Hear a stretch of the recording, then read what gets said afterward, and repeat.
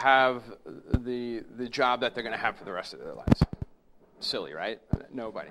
So according to a handful of like national recruiting firms and job placement agencies, it's estimated, the general consensus is most working Americans will typically have between 5 to 9 jobs. And looking around the room and based on that question, what that means for us is that we are at the beginning of careers rather than wrapping up careers. So what that means is that we have a lot of interviews in our futures.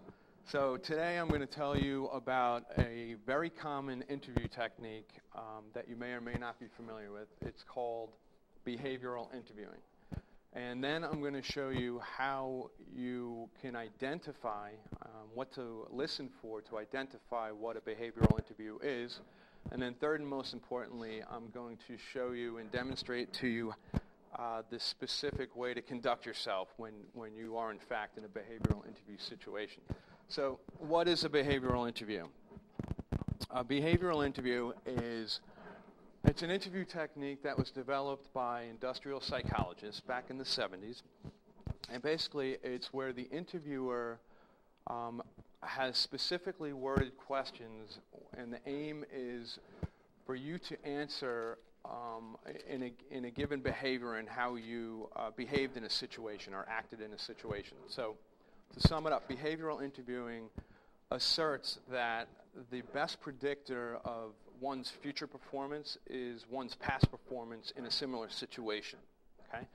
And today, most organizations are using behavioral interviewing in some capacity.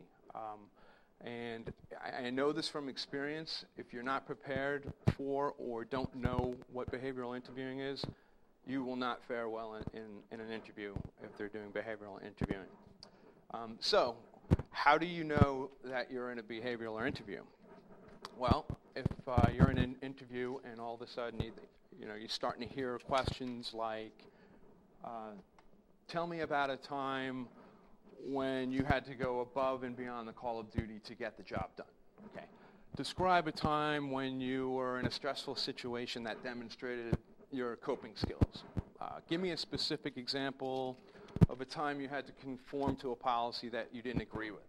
If you see these very detailed, open-ended questions that start out with, like, tell me about a time, describe, give me, where they're asking for these very detailed questions and answers from you, chances are you are in a behavioral interview. And so we know how to identify that, right?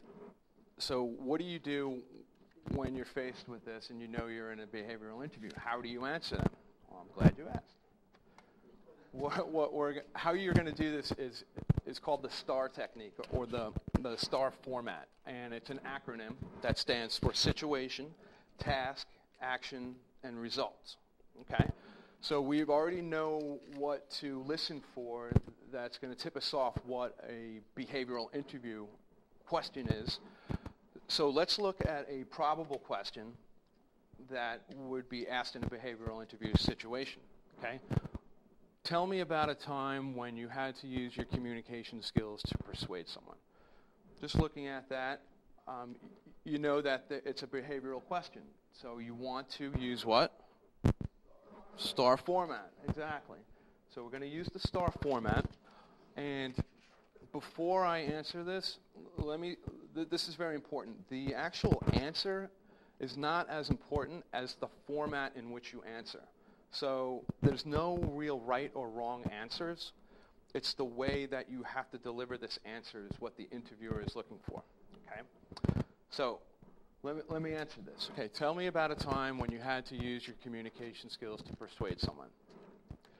Okay, situation, task, action, results. That's in your head. So you would say to the interviewer something like, well, when I was in high school, I really wanted a car, and my parents were dead set against it. So for a week, I pleaded and begged and cried, and after a week's time, my parents finally gave in, and I was able to buy a car. That's it. I just answered it in a STAR format. And as silly as that answer may be, that's what they're looking for. The situation was, I was in high school, I wanted a car. My parents didn't see the need for me to have a car. The action was I cried, begged, pleaded for a week. The result was because I cried, begged, and pleaded for a week, they gave in and I was able to get a car. Okay? So today I told you about what behavioral interviewing is. I showed you what to listen for that's going to tip you off that, hey, they're using the behavioral interviewing technique. And when they are using that technique, most importantly, I showed you and demonstrated to you how you're going to answer that in the STAR format. So as long as you know situation, task, action, and result, then chances are you're going to do better than the next candidate that you're vying against.